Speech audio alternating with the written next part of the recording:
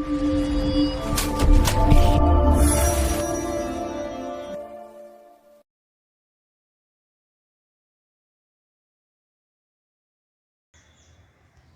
فاروق برسلفی صاحب آپ کی دو آڈیو سنواتے ہیں کہ ابھی کیا کہنا ہے آپ کا اور پہلے کیا کہنا تھا آپ کا۔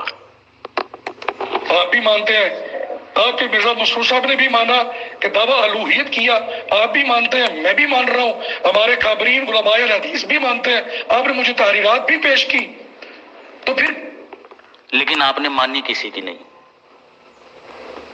آپ نے مانی کسی کی نہیں کہ ہاں بہاءاللہ نے دعوی الوہیت کیا ہے، مانا کسی کی نہیں آپ نے، ٹھیک ہے۔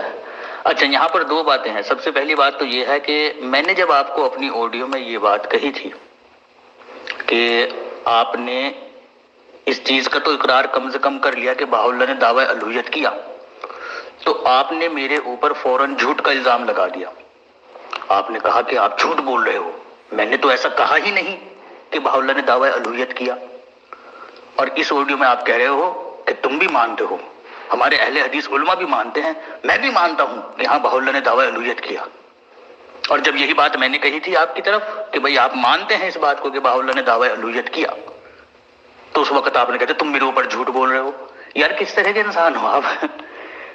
شرم آتی ہے کہ نہیں آتی ہے تمہیں؟ اسی لیے میں کہہ رہا تھا کہ انفیکشن گلے میں نہیں ہے آپ کے، انفیکشن آپ کے دماغ میں ہے۔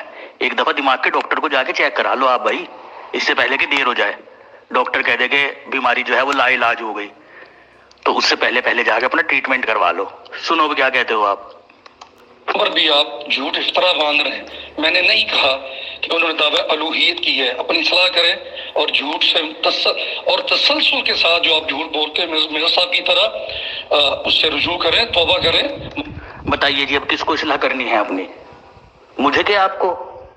میں نے جو یہ بات کہی تھی کہ فاروق برسلفی صاحب آپ بھی مانتے ہیں کہ بہاءاللہ نے دعوی الوہیت کیا، تو آپ نے جھٹ کہہ دیا کہ تم نے جھوٹ بولا، اپنی اصلاح کر لو، اور بعد میں جا کے خود ہی اس بات کا اقرار کر رہے ہو، بلکہ سب کو شامل کر کے کہہ رہے ہو میں بھی مانتا ہوں، آپ بھی مانتے ہیں، ہمارے اہل حدیث علماء بھی مانتے ہیں کہ ہاں بہاءاللہ نے دعوی الوہیت کیا، اب خود ہی تسلیم کر رہے ہو۔ اور جب میں نے یہ بات کہہ دی تھی آپ کو تو آپ کہنے لگے کہ آپ جھوٹ بول رہے ہو۔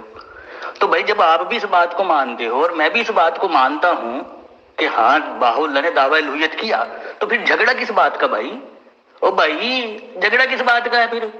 جس بات پر ہم متفق ہو گئے ہیں اس بات کو تو زیر بحث لے کر آنا ہی نہیں چاہیے بھائی۔ اصول مناظرہ نہیں آپ کو پتا ہے کہ اس بات کو زیر بحث لے کر نہیں آیا جاتا ہے جس بات پر فریقین متفق ہو جاتے ہیں بھائی۔ ہمیں کہتے ہو تمہیں اصول مناظرہ نہیں پتا، اصول حدیث نہیں پتا، یہ ہے تمہارے اصول مناظرہ؟ ایک اصول پہلے بھی بیان کرا تھا تم نے، اچھا مخالف کی بات سے بہت تحریر پیش کر دی، اب مخالف کی ساری بات مانو۔ او بھائی یہ ہے آپ کے اصول مناظرہ؟ کچھ خدا کا خوف کرو۔